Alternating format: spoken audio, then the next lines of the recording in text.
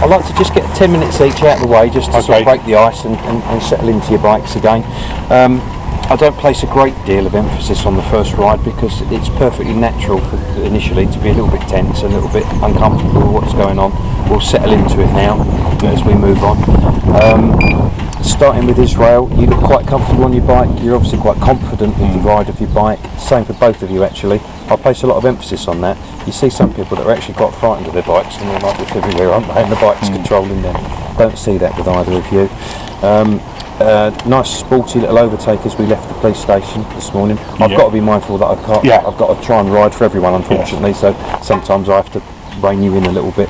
Watch your speed limits when you overtake. You don't have an exemption on your speed.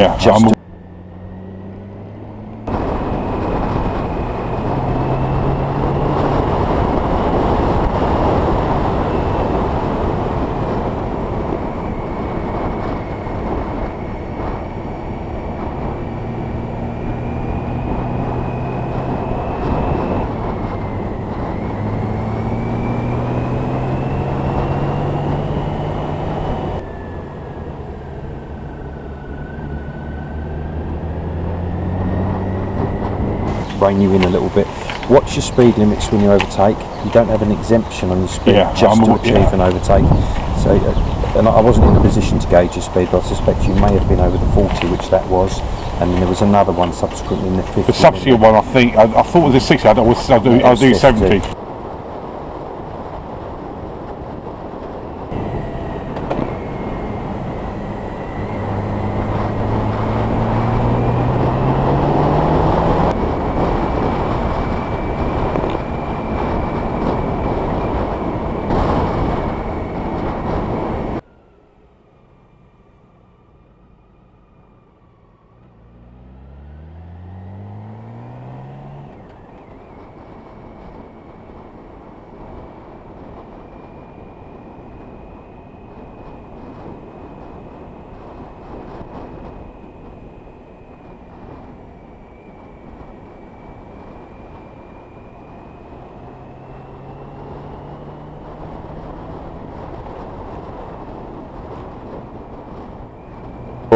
The following distances are quite good with vehicles ahead of you. You leave a nice safety margin. You're moving about nicely in the lane. Especially on right-handers, you're better on rights than lefts. You drop in a little bit early on the left-hand bend, but that was your first ride of the day.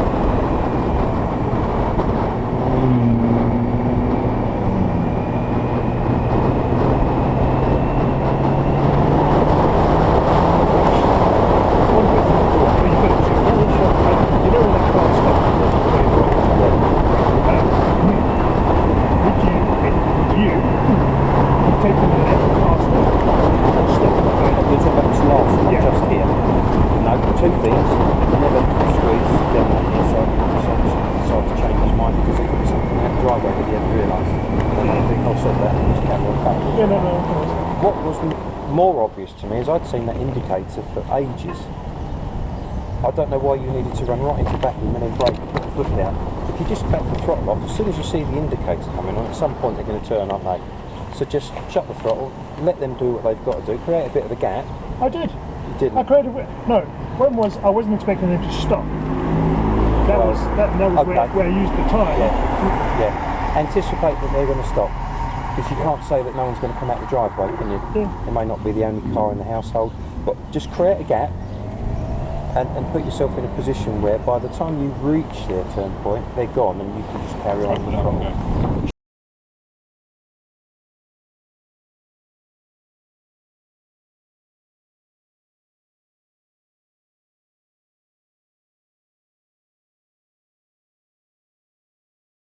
Little bit off at the moment. You slow down so much for a bend. Better to do that than ride into it too quickly. Yeah. But ever so slow. In fact, I had to brake at one stage because you were slow. You saw chevrons, and because there were chevrons there, subconsciously you're backing right off. You didn't need to. Okay. The bend is such that you have stayed at the speed you were doing. If you don't know a road, I do appreciate it's better to back off, assess it, and then move on. But it was ever so cautious. I thought that you could have gone a lot quicker through there, and we'll watch how that progresses during the day as well. All right, not a criticism, just things I'm thinking. Right, that's what I need to watch with Israel, and then None of that felt natural. did it not? No, Why? It literally just, that was, except for my Mod 2 test, that's probably the worst ride I've had. Okay. Feeling wise, everything felt bad. You've got it out now. Yeah, no, the main issue was I was very wary trying to look for your indicators if you were going to indicate. Yeah, don't worry, I won't lose you. Even if you carry on and we've made a turn, the worst that's going to happen today is you're going to have to turn around and just come back. So we're not going to lose you. What was most apparent with you is, I call it comfort braking. Your brake light's showing, no need at all. You weren't actually braking at all. We call it comfort braking, where you're thinking, while you're assessing the severity of a bend, you're actually. Use the gearbox, use the engine on these bikes. Just drop it down again, roll the front off and just slow down. That's the main thing. Obviously I come off for Pannier a bit. Yeah, and I noticed that you were looking in your mirrors and then you're adjusting your position to me. Ignore what position I'm in. As he said at the briefing, for today's purposes, ignore what the assessor's doing, because I need to be looking past you, so I'll be moving out of position. You know, towards the end I stopped that. You did, yeah. But early on, you were looking in your mirror and it was quite obvious you were getting over to where I was. I may have been in the correct position, but I'm trying to assess you on your day-to-day riding as it is at the moment, and then we'll build on your day-to-day riding as we go on during the course of today. Neither of you are dangerous, neither of you are rip shit and tear lunatics. You're not putting yourself on offer from what I've